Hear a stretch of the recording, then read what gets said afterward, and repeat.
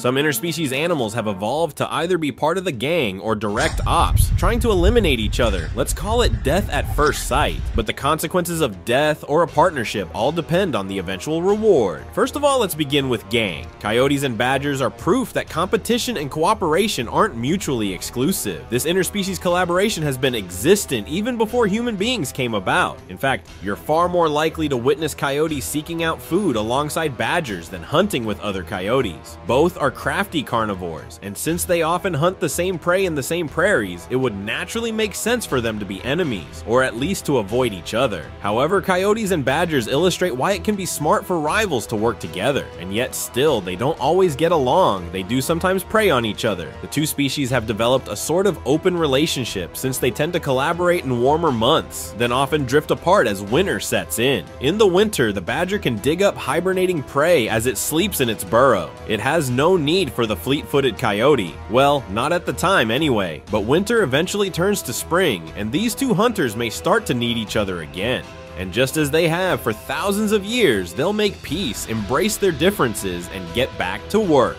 Each member of the hunting party has a distinct set of skills. Coyotes are nimble and quick, so they excel at chasing prey across an open prairie. Badgers are slow and awkward runners by comparison, but they're far better diggers than coyotes are, having evolved to pursue small animals in underground burrow systems. So when they hunt prairie dogs or ground squirrels on their own, badgers usually dig them up while coyotes chase and pounce. The rodents therefore use different strategies depending which predator is after them. They often escape a digging badger by leaving their burrows to flee above ground, only to be met with a hungry coyote, and evade coyotes by running back to their burrows. When one of them finally catches something, they aren't known to share the spoils or anything about 50-50. The winner takes it all. So the question arises, but why would these predators work together at all? When one of them finally catches something, they aren't known to share the spoils. So what's the point?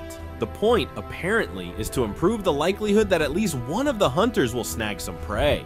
Even if that means the other one ends up empty-handed, the partnership seems to pay off for both species in the long run. By working together, they overcome the limitations of their individual hunting styles and boost their chances of catching a meal. Coyotes with badgers consumed prey at higher rates and had an expanded habitat base and lower locomotion costs. Overall, prey vulnerability appeared to increase when both carnivores hunted in partnership. Owls and crows are the exact opposite. Animosity between owls and crows is so real that even if they've never been exposed to one another, they will actively try to murder each other on sight. This is an owl getting jumped by a whole murder of crows, but the crows have a very good reason to do this. In the world of birds, all birds have a common enemy, and that is the owl. If any bird sees an owl, they instantly try to attack, even if they've never been exposed to one another. Crows are smart birds that live in large communities, inherit and hold on to grudges, and have an exceptionally good memory. Owls are nocturnal creatures, so during the day, while they're just trying to sleep, crows band together to harass and mob them using their numbers to compensate for the owl's superior hunting skills, turning the tables on their would-be predator. This is because at night, the tables turn. The owls with silent flight and crystal clear vision enter other birds' nests such as eagle nests, where they kill everything from the eggs to the adults. Since other birds can't see clearly at night, they struggle to defend themselves. The owl takes advantage and hunts quite easily, which is why other birds hate owls, and this exact same behavior of birds has been observed all over the world, so this animosity is here to stay, just like that of lions and hyenas. Think about this, if there were no lions, hyenas would be the king of the savannah, and with their frenzied feeding structure, I don't think the world would ever catch a break. Some species in the animal kingdom are just natural-born enemies like lions and hyenas. Hyenas are stubborn animals, and they don't back up easily if they are determined enough to drive a lion off of its kill. Hyenas do fear lions, yes, and are usually very cautious around them, but they start to harass the feline if they outnumber them. If the movie The Lion King has taught us anything, it's that lions and hyenas do not get along. If you ever come near my son again. No, Mufasa. Never.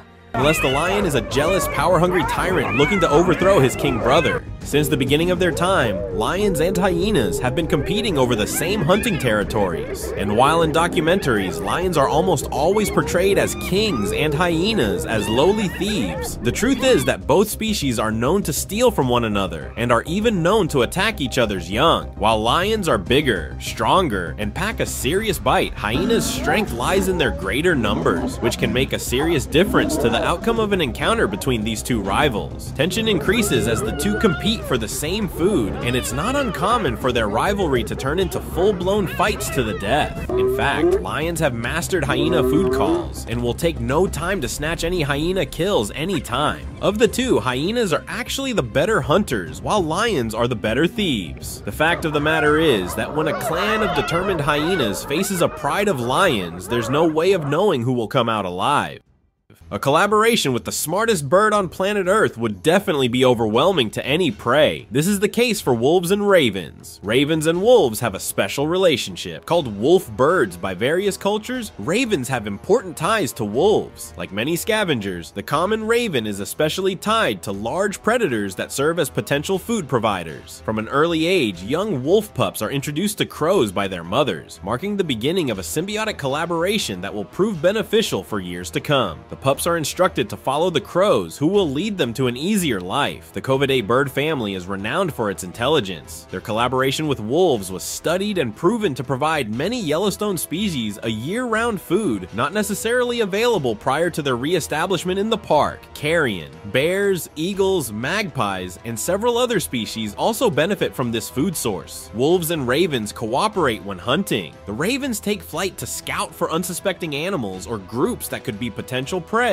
They then communicate with a pack of wolves and guide them to the prey. The wolves then hunt down the prey. What's even more remarkable is that most relationships between wolves and ravens involve a division of labor. When the ravens guide the wolves to an animal, the adult wolves take charge of the hunt, while the ravens oversee the safety of the wolves or attend to the wolf pups. Ravens are quick to feast on carrion, often arriving at the scene of a kill almost immediately. Due to their strong association with wolves, they are frequently present when the kill is made. In some cases, as many as 135 ravens have been observed crowding around a single carcass. Interestingly, these birds don't just consume the food, they also cache or store large portions of it for later use. In fact, there are instances where ravens, rather than wolves, may end up taking the majority of a large animal carcass. Highly valued for their social abilities, complex communication, and exceptional visual recognition, ravens are particularly vocal when they discover a carcass. Their calls attract attention, often alerting larger, more powerful scavengers that can tear open the hide, ultimately making it easier for the ravens to feed. Ravens have been observed playing with young wolves, engaging in games like tug-of-war with sticks, flying overhead and tempting the pups to leap for the sticks, and even pulling the wolves' tails to provoke a reaction. Some researchers suggest that individual ravens might form unique bonds with specific wolves within a pack just for themselves. But here comes the beef that takes the most lives: the bees versus giant hornets.